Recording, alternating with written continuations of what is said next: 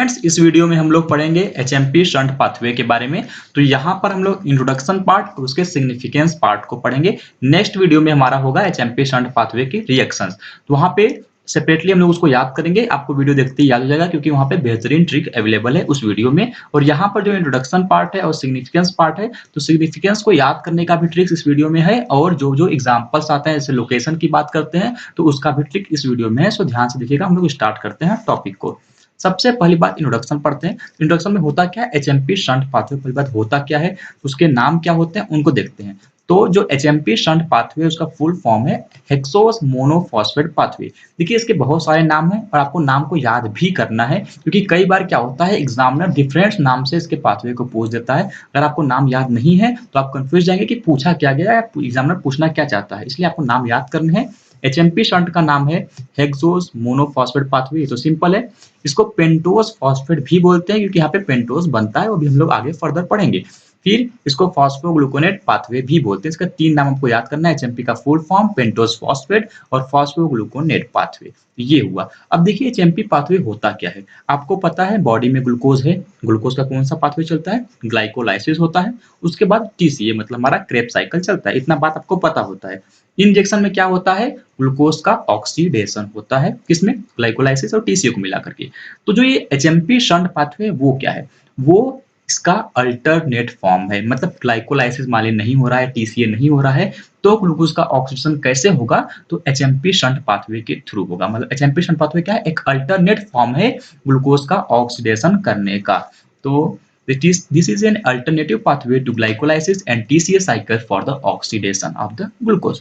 देखिए इस पाथवे में क्या होता है, एचएमपी शंट पाथवे में बहुत सारे प्रोडक्ट ऐसे बनते हैं जो मल्टी फंक्शन होते हैं। मतलब जैसे मान लीजिए कोई ऐसा प्रोडक्ट बन गया है जिससे और भी चीजें बन सकती हैं, तो इसलिए ये ज्यादा इंपॉर्टेंट प्ले करता है एचएमपी शंट पाथवे। ये मोस्टली एनाबॉलिक पाथवे है। तो however HMP shunt is more anabolic in nature since it is concerned with the biosynthesis of the NADPH and pentose। आपको याद करना है, बहुत ही इंपॉर्टेंट है कि HMP शंट पाथवे में बनता क्या है, NADPH और पेंटोज बनते हैं। बहुत ही इंपॉर्टेंट है, सबसे मोस्ट इंपॉर्टेंट थिंग्स यही है। NADPH और पेंटोजेस बनते हैं एचएमपी शंट पाथवे में। ध्यान दीजिएगा, NADH नहीं है, NADP। यहाँ पे P इंपॉर्टेंट है क्योंकि आप बहुत सारे क्लास से पढ़ेंगे जहाँ पे NADH बन रहे होंगे, तो यहाँ पे NADPH बनता है। इस पाथवे की स्टार्टिंग कैसे होती है तो वो सब चीजें हम लोग डिटेल में देखेंगे, लेकिन अभी समझिए ग्लूकोज हुआ। ग्लूकोज से क्या होता है, ग्लूकोज 6 फॉस्फेट बनता है ग्लाइकोलाइसिस में, तो वही ग्लूकोज 6 फॉस्फेट से इसकी स्टार्टिंग होती है एचएमपी शंट पाथवे की। The pathway start with the glucose 6 phosphate. देखिए इस पाथवे में ना तो आपको एटीपी देनी है ना एटीपी रिलीज होगी। मतलब एटीपी से कोई मतलब नहीं है, बस वही फायदा क्या है, NADPH का बनना और पेंटोज का बनना। दो फायदे हैं इसके, बाकी तो एटीपी का कोई मतलब नहीं होता है। तो as such no ATP is directly utilize और produce in HMP shunt pathway. तो इंपॉर्टेंट क्या है इसका, पेंटोज और NADPH जो कि मल्टी फंक्शनल होते हैं, मतलब बहुत चीजें इनसे बनती है। तो it is unique multifunctional pathway since there is several interconvertible substance produce. Substance क्या है हमारा, जो proceed in different direction of the metabolic reaction. मैंने बताया वो सब्सटेंस क्या है, पेंटोज और NADPH है। ये बात आपको याद करनी है। अब देखते हैं कि एचएमपी शंट पाथवे होता कहाँ है, इसका लोकेशन कहाँ पर है। तो लोकेशन सिंपल सी बात है, साइटोप्लाज्म में होता है, साइटोजोल बोलना चाहे आप तो। The enzyme of HMP shunt are located in the cytosol. लेकिन बात आती है ये साइटोजोल किस चीज का है, साइटोजोल कहाँ का साइटोजोल, तो आपको याद करना पड़ेगा। ये मैं थोड़ा सा ट्रिक बताता हूँ आपको याद करने का। वो है आपका, कहाँ पे होता है एचएमपी शंट पाथवे, होता है अदालत में। कहाँ पे, अदालत में होता है। तो वो ट्रिक है आपका अदालत में। कैसे याद करेंगे, इसमें AD है। AD का मतलब है आपका एड्रनल ग्लैंड। A का मतलब क्या है, A का मतलब है एडिपोज टिश्यू। आपके L का मतलब क्या है, L का मतलब है लीवर। T का मतलब क्या है, टेस्टिस। M का मतलब मेमोरी ग्लैंड जो कि लैक्टेटिंग होनी चाहिए। E का मतलब है इरिथ्रोसाइट। तो यहाँ पर होता है एचएमपी शंट पाथवे। ये है आपका लोकेशन ऑफ द पाथवे। अब इसके बाद हम लोग पढ़ेंगे सिग्निफिकेंस ऑफ द पाथवे।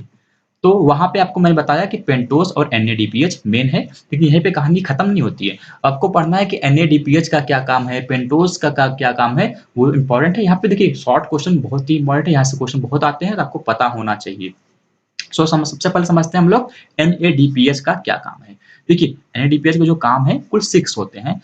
और भी होते हैं, 6 आपको पढ़ने हैं। लेकिन देखिए क्या होता है कि आप काम तो इस जो है इनको समझ जाएँगे, क्या-क्या करता है, क्या-क्या नहीं करता है, लेकिन लिखने में प्रॉब्लम होती है क्योंकि आपको ये याद नहीं आता है 6 के 6 है क्या? तो मैं उसके लिए आपको ट्रिक बता रहा हूँ, छोटा-सा ट्रिक है, वो है आपका सादर प्रणाम। सादर प्रणाम। एनडीपीएस का क्या काम है? सादर प्रणाम करना।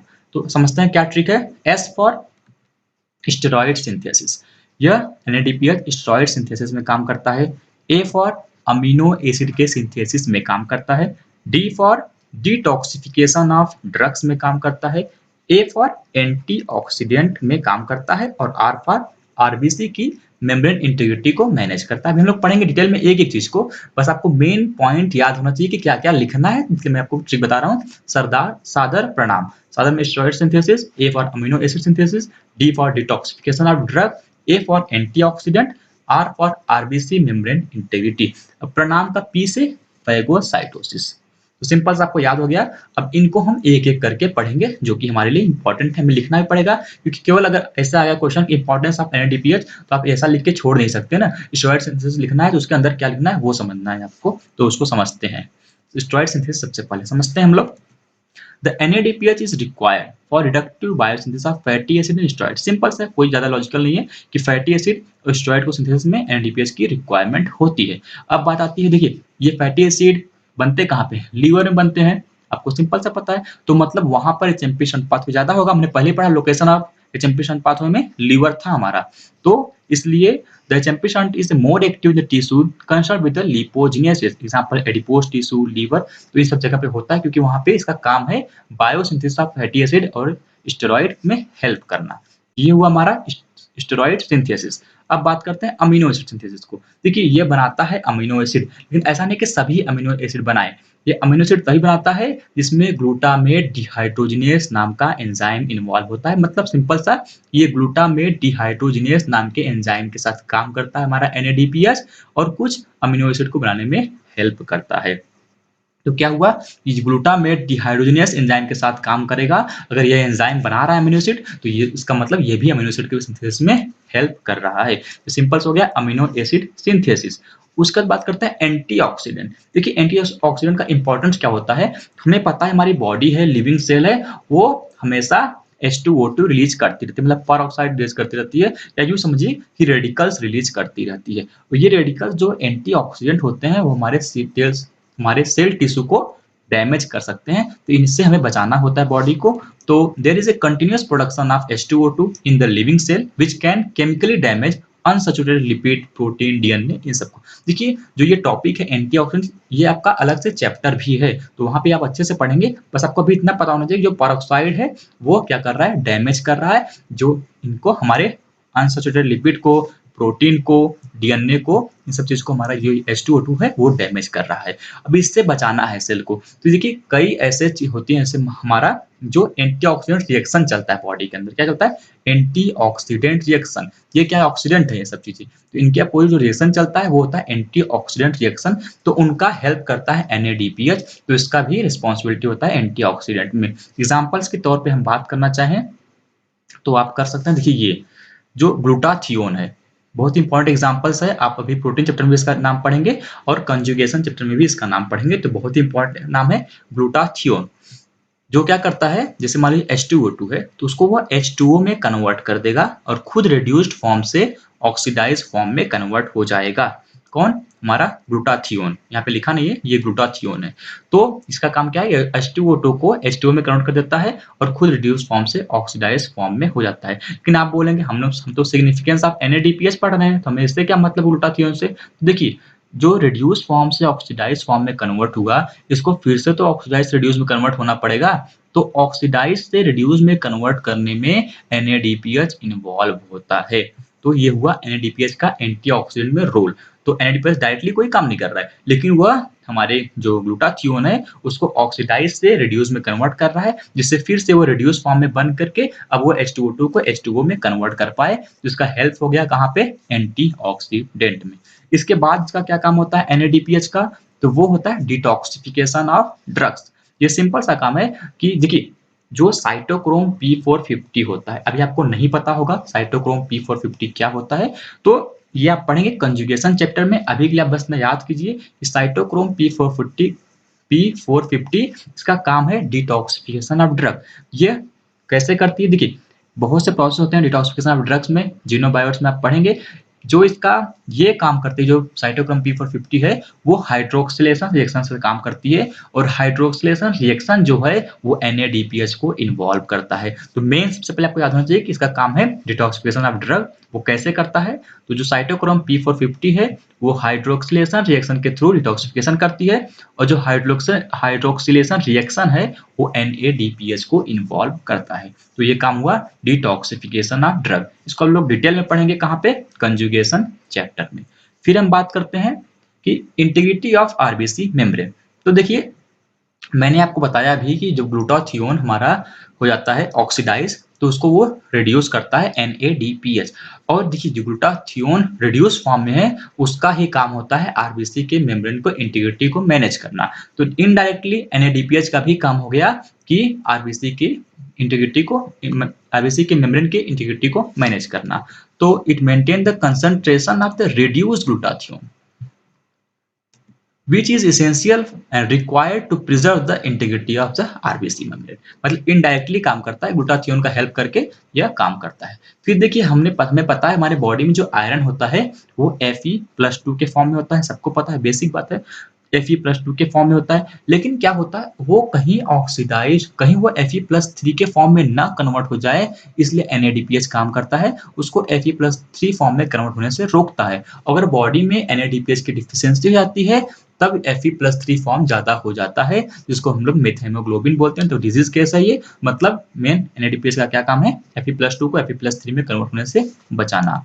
तो NADPH is also necessary to keep the ferrous iron of hemoglobin in reduced state so that accumulation of the Fe+3, इसको हम लोग मेथहेमोग्लोबिन भी बोलते हैं, is prevented। ये हुआ इंटीग्रिटी ऑफ आरबीसी मेम्ब्रेन। क्या क्या कर रहा है, ग्लूटाथियोन को रिड्यूस फॉर्म में रख रहा है, जिससे कि ग्लूटाथियोन क्या कर रहा है, आरबीसी के मेम्ब्रेन की इंटीग्रिटी को मेंटेन कर रहा है। फिर NADPH क्या कर रहा है, Fe+2 को Fe+3 में कन्वर्ट होने से रोक रहा है, जिससे मेथहेमोग्लोबिन नहीं फॉर्म हो रहा है। फिर इसका दूसरा एग्जाम्पल बात करें, हम लोग दूसरा सिग्निफिकेंस बात करें, तो हमने कितना बात की, देखिए सादर प्रणाम था हमारा S for steroid synthesis, A for amino acid synthesis, SAD, D for detoxification of drug, A for antioxidant, R for RBC membrane integrity. फिर हमारा था P, प्रणाम से P, तो क्या था, फैगोसाइटोसिस। तो उसमें क्या करता है ये फैगोसाइटोसिस, सिंपल सा है, ज्यादा कुछ में बड़ी बात नहीं है। हमारे पता है व्हाइट ब्लड सेल हमारा फैगोसाइटोसिस में हेल्प करती है, जो कि फॉरेन पार्टिकल को इंगल्फ कर जाती है। इसी प्रोसेस में NADPH भी व्हाइट ब्लड सेल का हेल्प करता है। तो ये हुआ फैगोसाइटोसिस। मेन तो आपको समझ में आ गया होगा, आपको याद क्या करना है, बस वही सादर प्रणाम, जो मेन चीजें हैं वो पता है आपको, बस आपको वहां पे लिंक करना है कि किस तरह से NADPH काम करता है। ये हुआ हमारा, देखिए HMP शंट पाथवे की दो इंपॉर्टेंट चीजें थी, NADPH और पेंटोस।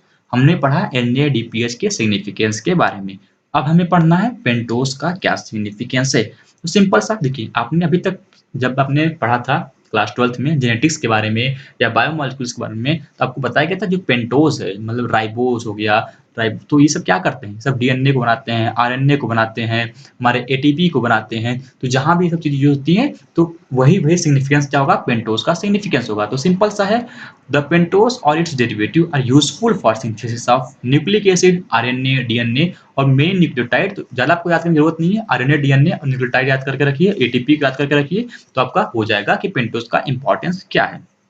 फिर हम बात करते हैं, देखिए जो ये पेंटोज है HMP शंट पाथवे में बनता है, रिएक्शन में बनता है। जो मेन पेंटोज है उसका नाम होता है राइबोस 5 फॉस्फेट। हमारी मसल्स जो है वो भी HMP शंट पाथवे करवा लेती हैं पेंटोज को बनाने के लिए। हालांकि देखिए जो राइबोस 5 फॉस्फेट है वो इनिशियल स्टेट में ही बन जाता है, तो मतलब पूरे HMP शंट पाथवे की जरूरत नहीं है मसल में, हाफ HMP शंट पाथवे से भी पेंटोज हमारा बन सकता है। जो इसलिए मतलब हमारा जो स्केलेटल मसल है वो कैपेबल है पेंटोज को बनाने के लिए, क्योंकि वहां पे आधे एंजाइम प्रेजेंट होते हैं, वो बना लेती है। तो हम पढ़ते हैं, skeletal muscle is capable of synthesis of pentoses although only the first few enzyme of HMP shunt are active। क्योंकि पेंटोज तो आधे में ही बन जाता है, हम लोग रिएक्शन में पढ़ेंगे, अपने साथ वीडियो देख भी लिया हो, तो वहां पर हमने हाफ में बताया था कि राइबोस 5 फॉस्फेट बन गया, जो कि मेन हमारा क्या है, मेन हमारा पेंटोज है। तो In the HMP shunt, hexose are converted into the pentose, the most important being a ribose 5-phosphate। Basic बात मैंने आपको स्टार्टिंग बताया था, ये हुआ इंपॉर्टेंट ऑफ पेंटोज। तो हमने अभी तक क्या क्या पढ़ा, इंट्रोडक्शन पार्ट पढ़ा, significance of HMP shunt pathway पढ़ा। नेक्स्ट वीडियो में हम लोग क्या पढ़ेंगे, रिएक्शंस पढ़ेंगे। एचएमपी शंट पाथवे में होता क्या है उसके रिएक्शन को पढ़ेंगे, बहुत बेहतरीन ट्रिक है वहां। सो मिलते हैं नेक्स्ट वीडियो में। Thanks for watching the video. आपको डेफिनेटली वो शंट पाथवे याद हो जाएगा अगले वीडियो में। Thanks for watching the video.